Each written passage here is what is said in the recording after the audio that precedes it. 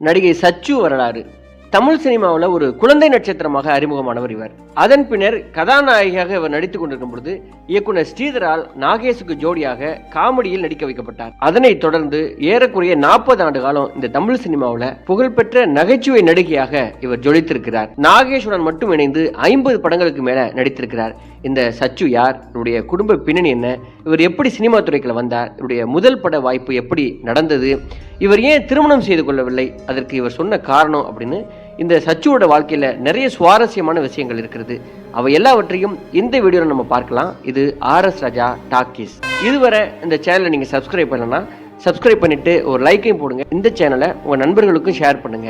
1943ஆம் ஆண்டு பிறந்த நடிகை குமாரி சச்சுவின் சொந்த ஊர் வேலூர் மாவட்டம் ஆற்காடு அருகே இருக்கிற புதுப்பாடி. இவரது தாத்தா ராமநாத ஐயர் ஆங்கிலேயர் ஆட்சி காலத்துல போலீஸ் சர்க்கிள் இன்ஸ்பெக்டராக இவர் வேலை செய்தவர். இவரது தந்தை பெயர் சுந்தரேசன். சென்னை உயர்நீதிமன்றத்தில் வழக்கறிஞராக இவர் பணிபுரிந்தார். சென்னை மண்ணடியில தான் பிறந்திருக்கிறார் சச்சு அவர்கள். இவருக்கு சரஸ்வதி அப்படின்னு பெயர் வைத்திருக்கிறாங்க. சச்சு என்று பெயரை சுருக்கி அழைத்ததால அதுவே நிரந்தர பெயராகி விட்டதான். சச்சுவின் அக்கால் லட்சுமியை சென்னை மயிலாப்பூரில் வசித்து வந்த அவரது பாட்டி எடுத்து வளர்த்திருக்கிறார். சச்சுவிற்கு 4 வயது ஆனதும் அவரையும் மயிலாப்பூருக்கு அழைத்து சென்று வளர்த்திருக்கிறார் பாட்டி. சச்சுவின் பாட்டி வீட்டில் பரதநாட்டிய கலைஞர் தண்டாயுதபாணி பிள்ளை வாடகைக்கு குடியிருந்திருக்கிறார். அவர் திரைப்படங்களுக்கு நடன இயக்குநராகவும் பணிபுரிந்து வந்திருக்கிறார். தண்டாயுதபாணி பிள்ளையிடம் சச்சுவின் சகோதரி மாடி லட்சுமியும் பரதநாட்டியம் கற்றுக்கொண்டிருக்கிறார். அங்கு பலரும் நாட்டியம் ஆடுவதை பார்க்க செல்வாராம் சச்சு. அவர்கள் ஆடுவது போலவே இவரும் ஆடுவாராம். அவரின் ஆர்வத்தை பார்த்த தண்டாயுதபாணி பிள்ளை சச்சுவுக்கும் நடனம் கற்றுக் கொடுக்க தொடங்கியிருக்கிறார். கோவை சென்ட்ரல் ஸ்டுடியோவில் ஜூபிட்டர் பிக்சர்ஸ் விஜயகுமாரி என்ற படத்தை எடுத்தனர். KR ராமசாமி, TR ராஜகுமார் நடித்த இந்த படத்தை ASA சாமி இயக்கினார். 1950ஆம் ஆண்டு வெளிவந்த இந்த படத்தில் சச்சுவின் அக்கால் மாடி லட்சுமி ஒரு பாடலுக்கு நாட்டியமாட வாய்ப்பு கிடைத்திருக்கிறது. படப்பிடிப்புக்கு மாடி லட்சுமியுடன் அவரது பாட்டி சச்சு ஆகியோரும் செல்வது வழக்கமா.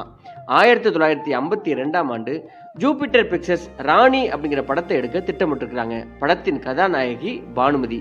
அவருடைய குழந்தை பருவ வேடத்திற்கு ஒரு குழந்தை நட்சத்திரத்தை தேர்வு செய்து இருந்திருக்கிறார் இயக்குனர் LV பிரசாத் அவர்கள்.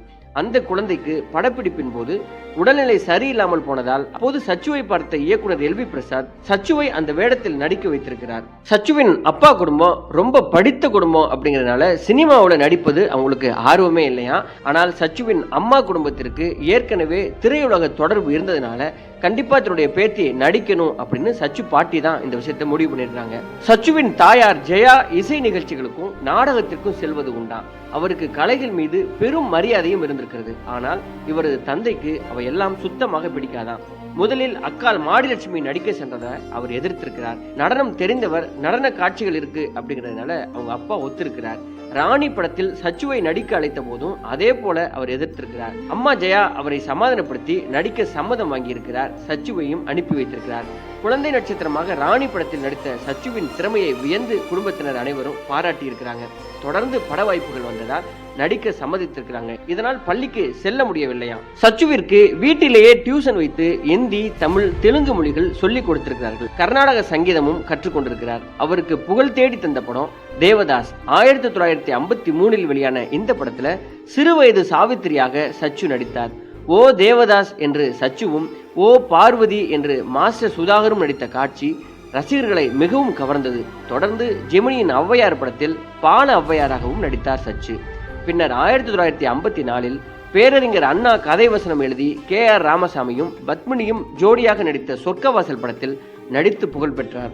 அதன் பின்னர் மருமகள், எதிர்பாராதது, சியாமலா, ஜெமினியின் இந்தி பாலநாகம்மா, மாயா பஜார் முதலிய படங்களை நடித்தார். 12 வயது ஆன பிறகு கோடீஸ்வரன் படத்தில் சிவாஜியின் தங்கையாகவும், கலையரசி படத்தில் MGRின் தங்கையாகவும் நடித்த இவர் சிவாஜி பத்மினி நடித்த மரகதம் படத்தில் ஒரு நடன காட்சியிலும் ஆடியிருக்கிறார்.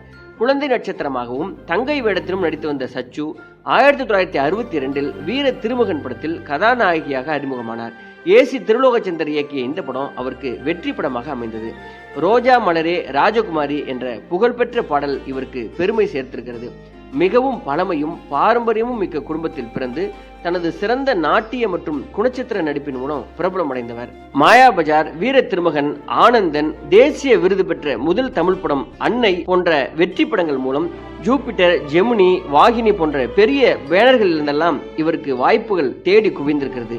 இயக்குனர் ஸ்ரீதரின் காதலிக்க நேரமில்லை ஒரு மிகப்பெரிய திருப்பு முனை என்று நம்ம சொல்லலாம். இதுவரை கதாநாயகியாக நடித்துக் கொண்டிருந்த சச்சுவிற்கு காதலிக்க நேரமில்லை படத்தில் நடிகர் நாகேஷுடன் சேர்ந்து காமெடி காட்சியில நம்ம நடிக்கலாமா, இதன் பின்னர் தொடர்ச்சியாக காமெடி நடிகையாக நம்ம மாத்திருவாங்களா அப்படின்னு ஆரம்பத்தில் பயந்திருக்கிறார் சச்சு. சித்ராலயா கோபு தான் இல்ல, இந்த கேரக்டர் உனக்கு ரொம்ப நல்லா இருக்கும், உன்னுடைய திரை வாழ்க்கையில மிகப்பெரிய திருப்பு முனையாகவும் இருக்கும், நாகேஷுக்கு ஜோடி அப்படிங்கிறதுனால நீ காமெடி நடிகைலாம் நினைச்சுக்க வேணாம், அந்த படத்திலேயே நாகேஷ் உன்னை வச்சு ஒரு பெரிய படம் எடுக்கிறதுக்கு தான் முயற்சி பண்ணுவார், நீ கண்டிப்பா நடிக்கணும் அப்படின்னு சித்ராலயா கோபு சொல்லியிருக்கிறார். அதன் பேரில் தான் இவர் நடிக்க ஒத்துருக்கிறார். இந்த படத்திற்கு பின்னர் நாகேஷும் சச்சுவும் சேர்ந்து ஏறக்குறைய 50 படங்களுக்கு மேல நடித்திருக்கிறார். நாகேஷ் அவருடன் காமெடி ட்ராக் மலரென்ற முகம் என்று பாடலும், அதுபோல கோவை செலியன் தயாரித்த ஊட்டி வரை உறவு, கேபியின் பாமா விஜயம், பூவா தலையா போன்ற படங்கள் சச்சுவிற்கு மைல்கல்லாக இருந்திருக்கிறது. மேலும் சுருளிராஜன், தேங்காய் சீனிவாசன், MR ராதா போன்ற தமிழ் நகைச்சுவை ஜாம்பவான்களுடன் இணைந்து பணியாற்றியிருக்கிறார் குமாரி சச்சு அவர்கள். அன்னை இல்லம் படத்தில் இவர் முத்துராமனுக்கு ஜோடியாக நடித்திருக்கிறார். 1964ஆம் ஆண்டு ஸ்ரீதர் இயக்கிய காதலிக்க நேரமில்லை படம் இவரை நகைச்சுவை நடிகையாக, புகழ்பெற்ற நடிகையாக, கிராமங்கள் தோறும் கொண்டாட துவங்குகிற ஒரு நடிகையாக மாற்றியிருக்கிறது. தொடர்ந்து ஊட்டி வரை உறவு, சிவந்தமன், உரிமை குரல், பொம்மலாட்டம், மோட்டார் சுந்தரம் பிள்ளை, கலாட்டா கல்யாணம், பூவா தலையா உட்பட பல படங்களில் சச்சு நடித்திருக்கிறார். அதில் பூவா தலையா படத்தின் வேடம் ரசிகர்களை பெரிதும் கவர்ந்த வேடம்னு சொல்லலாம். மாட்டுக்கார வேலன் படத்தில் பெண் சிஐடியாக நடித்தார். 1970ஆம் ஆண்டு நீரோட்டம் என்ற நாடகத்தில் கதாநாயகியாகவும் நடித்திருக்கிறார். இதனைத் தொடர்ந்து தேவியர் இருவர், மெழுகு பொம்மைகள், தோப்பில் தென்னை மரம், சக்கரம் சுழல்கிறது, முதியோர் இல்லம் உட்பட பல மேடை நாடகங்களில் இவர் நடித்திருந்தார். தினேஷ் கணேஷ், மேல்மாடி காளி, காஸ்ட்லி மாப்பிள்ளை, மாண்புமிகு மாமியார், இப்படிக்கு தென்றல் போன்ற பல சின்னத்திரை தொடர்களிலும் நடித்திருக்கிறார். இந்தி படத்தில் நடிக்க வந்த வாய்ப்புகளை வேண்டாம் என்று ஒதுக்கியவர் தமிழ், தெலுங்கு, மலையாள மொழிகளில் இதுவரை 500க்கும் மேற்பட்ட படங்களில் நடித்திருக்கிறார். தமிழக அரசின் கலைமாமணி விருது, NSK விருது, MGR விருது உட்பட பல விருதுகளையும் இவர் பெற்றிருக்கிறார். தியாக பிரம்ம கானசபா விருதினை MS சுப்புலட்சுமி வழங்கியிருக்கிறார். ஸ்ரீ கிருஷ்ணாஸ் கானசபாவின் நாடக சூடாமணி விருதும் இவர் வாங்கியிருக்கிறார். MGR, NTR, ஜெயலலிதா, கருணாநிதி, அண்ணா இப்படி 5 முதல்வருடன் பணியாற்றிய சிறப்புக்கு உரியவர் குமாரி சச்சு அவர்கள். தமிழ்நாடு இயல் இசை நாடக மன்றத்தின் செயலாளராக இவர் இருந்திருக்கிறார். நாடகத்திலிருந்து சினிமாவுக்கு வந்தவர்கள் அதிகம். இவர் நேரடியாக சினிமாவுக்கு வந்து பெரும் புகழ் அடைந்தவர்.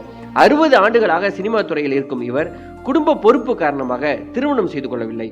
இவரது குடும்பம் மிகப்பெரியது, அதை போலவே இவரது மனமும் மிகப்பெரியது. இவர் ஏன் திருமணம் செய்து கொள்ளவில்லை அப்படிங்கிற கேள்விக்கு இவர் சொல்லுகிற பதில், சச்சுவுடன் கூட பிறந்தவர்கள் நிறைய பேரா, அவருடைய வாரிசுகளும் அதிகமா, சிலர் பொருளாதார அளவுல ரொம்ப நல்லா இருக்காங்களாம், சிலர் சிரமப்படுற அளவுலயே இருக்கிறாங்களாம், இவங்க எல்லாரையும் நல்ல நிலைமைக்கு கொண்டு வரணும் அப்படின்னு சச்சு நினைத்திருக்கிறார். அதனாலதான் கல்யாணமே பண்ணிக்கவில்லை என்றும் பதிவு பண்ணுகிறார். சினிமாவில் குழந்தை நட்சத்திரமாக அறிமுகமான சச்சு கொஞ்ச வருடங்களுக்கு பின்பு குழந்தை நட்சத்திரமாக நடிப்பதா அல்லது ஹீரோயினாக நடிப்பதா அப்படின்னு பெரிய குழப்பத்தில் இருந்திருக்கிறார்.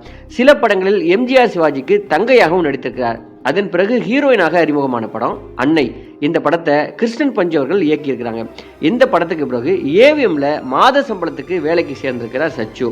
சச்சு ஹீரோயினாக நடித்துக் கொண்டிருந்த காலத்துல சரோஜா தேவி, பத்மினி, ஜெயலலிதா என பலரும் ஹீரோயின்களாக நடித்திருந்திருக்காங்க. சிறு வயதிலிருந்தே சச்சுவை பார்த்து வருவதால் MGR, சிவாஜி, ஜெமினி உட்பட அப்போதைய ஹீரோக்கள் சச்சுவை தங்களுக்கு ஹீரோயின் ஆக்குவதற்கு ரொம்ப யோசித்திருந்திருக்காங்க.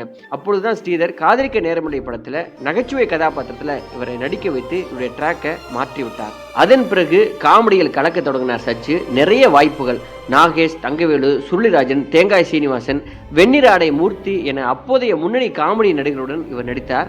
நாகேஷுடன் மட்டும் 50 படங்களில் இவர் நடித்திருக்கிறார். சச்சுவுடன் நடித்த பல ஹீரோயின்கள் சினிமாவை விட்டு சென்று விட்ட போதும் இன்றைக்கும் தொடர்ந்து நடித்துக் கொண்டிருக்கிறார். சச்சு அவர்கள் சென்னை ராஜா அண்ணாமலைபுரத்தில் வசித்து வருகிறார். நடிகை சச்சு அவர்கள் தான் ஏற்று நடித்த கதாபாத்திரங்களாலையும் தன்னுடைய நடிப்பு திறனாலும் இந்த திரையுலகம் இருக்கும் வரைக்கும் மறக்க முடியாத இடத்தில் இருப்பார்.